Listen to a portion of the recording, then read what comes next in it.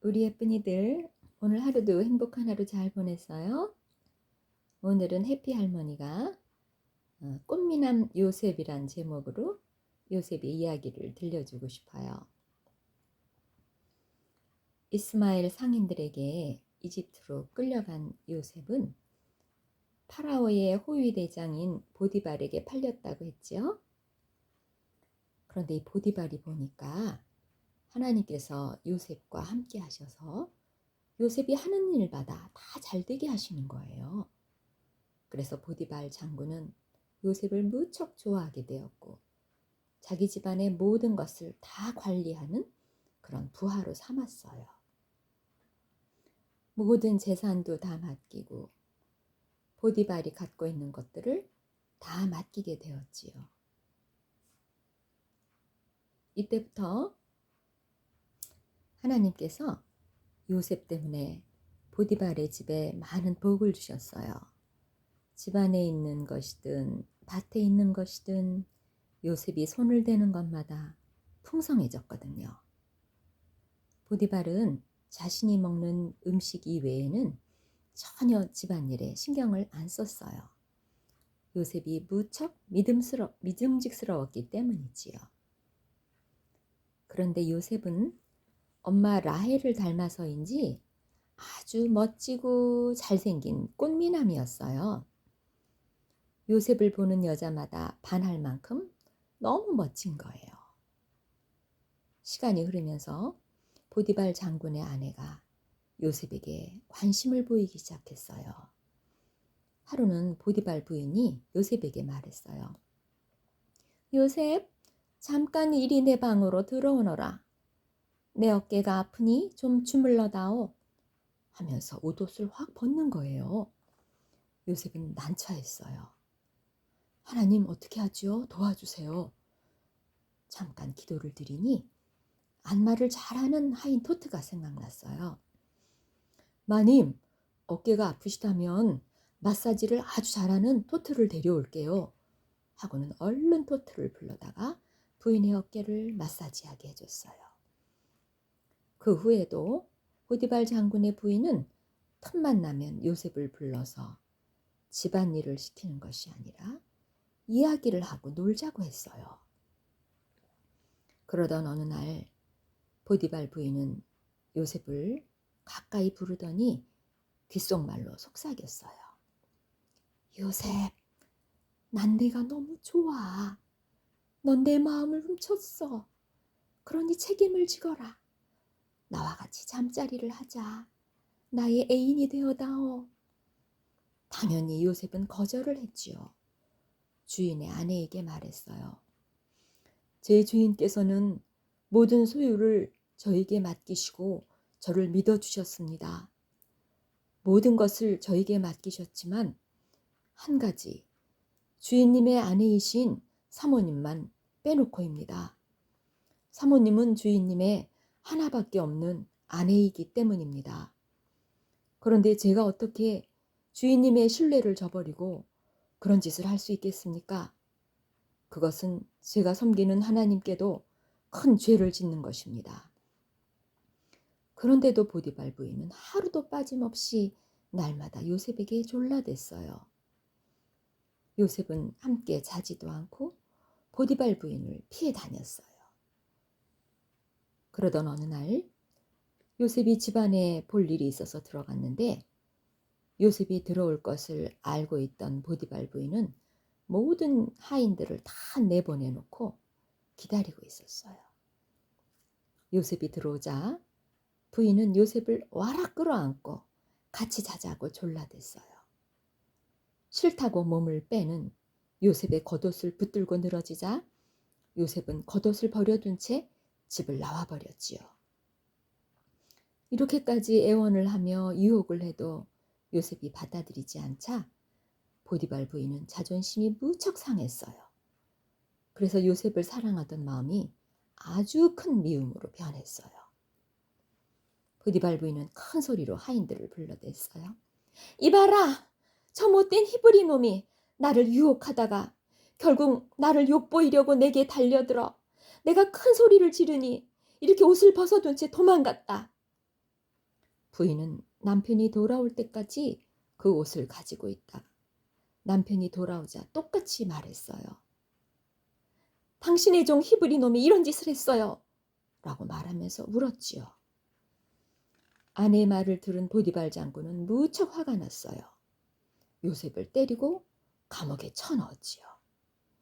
그 감옥은 왕의 죄수들을 가두는 곳이었는데 보디발 장군의 집 안에 있었어요.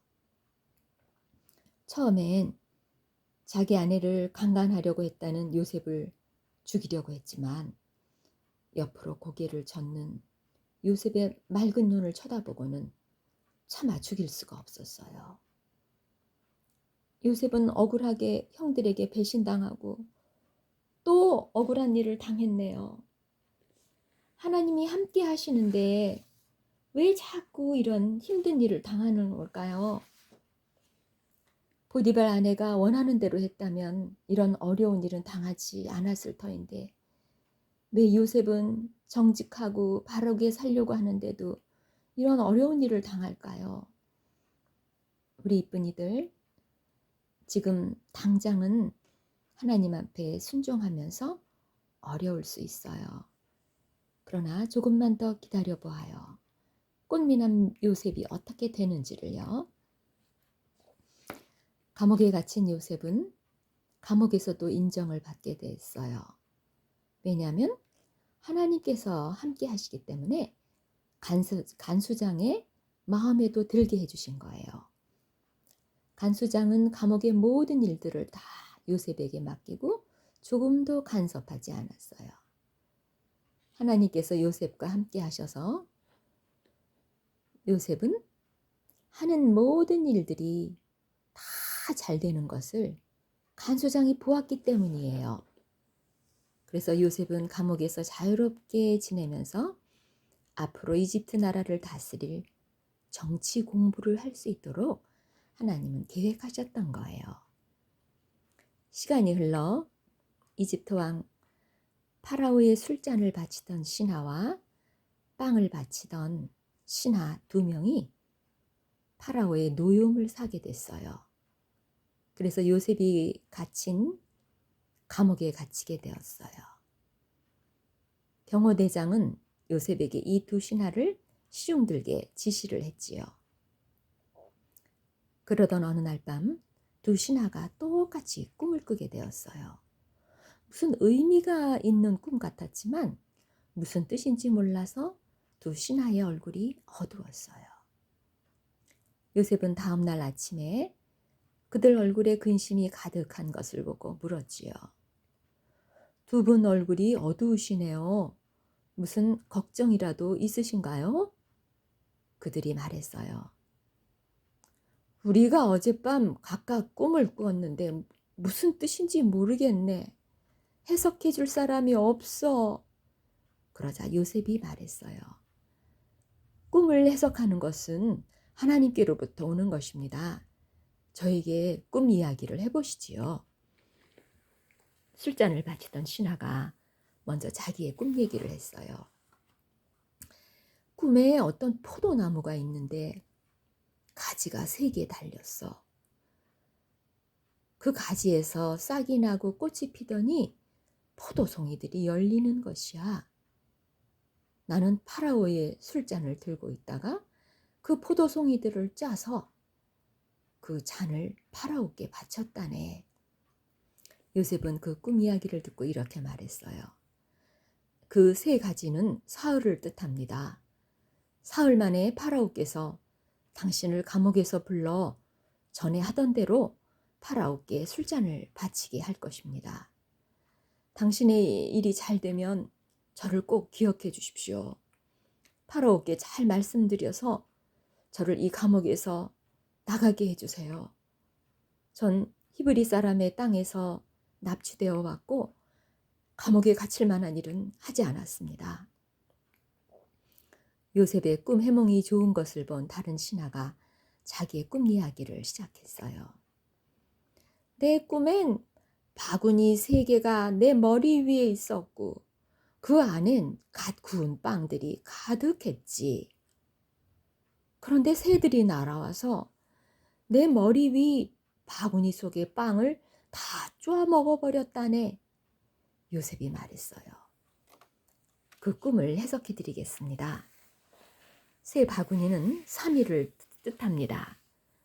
사흘 안에 파라오께서 당신의 머리를 베어 당신의 몸을 기둥에 매달 터인데 새들이 당신의 시체를 다 쪼아 먹을 것입니다. 사흘째 되던 날은 파라오의 생일이었어요. 파라오는 모든 신하들을 위해 잔치를 베풀고 감옥에 있던 두 신하도 불러냈지요. 술잔을 맡은 신하는 본래의 직위로 복직이 됐지만 빵을 맡은 신하는 기둥에 매달아 죽게 했어요. 모두 요셉이 꿈 해몽해 준 대로 이루어진 것이지요. 그러나 술잔을 맡은 신하는 요셉을 기억하지 않고 잊어버렸어요. 무려 2년 동안이나요. 자기가 꿈 해몽해 준 대로 된 술 맡은 신하가 파라오께 잘 이야기해 줄 것을 기대했던 요셉은 2년간이나 더 감옥에 있게 되었을 때 얼마나 실망스러웠을까요? 기대를 안 했다면 모르겠지만 곧 풀려날 것이라고 기대하고 있었는데 무려 2년이 지나도록 아무 소식이 없으니 요셉의 실망도 이만저만하지 않았겠죠? 이 일도 지금 우린 이해할 수 없지만 하나님은 요셉이 앞으로 큰 나라 이집트를 잘 다스릴 수 있도록 감옥 안에서 준비시키고 계셨던 거예요. 그 감옥은 왕의 높은 신하들이 갇히는 곳이라 그들을 시중들면서 나란 일을 배울 수가 있었거든요. 우리 이쁜이들, 요셉이 너무 잘생긴 꽃미남이어서 또 하나님께 죄짓지 않으려고 애쓴 그 요셉이 너무 불쌍하죠? 그렇지만 조금만 더 기다려 보아요. 하나님이 요셉을 어떻게 높여주시는지요? 오늘은 해피할머니와 이렇게 기도해 볼까요? 예수님, 유혹을 이겨낸 요셉처럼 저도 하나님을 두려워하는 사람이 되고 싶어요. 어떤 어려움이 와도 하나님 기뻐하시는 삶을 살게 해주세요. 아멘. 우리 예쁜이들, 오늘도 예수님 품 안에서 좋은 밤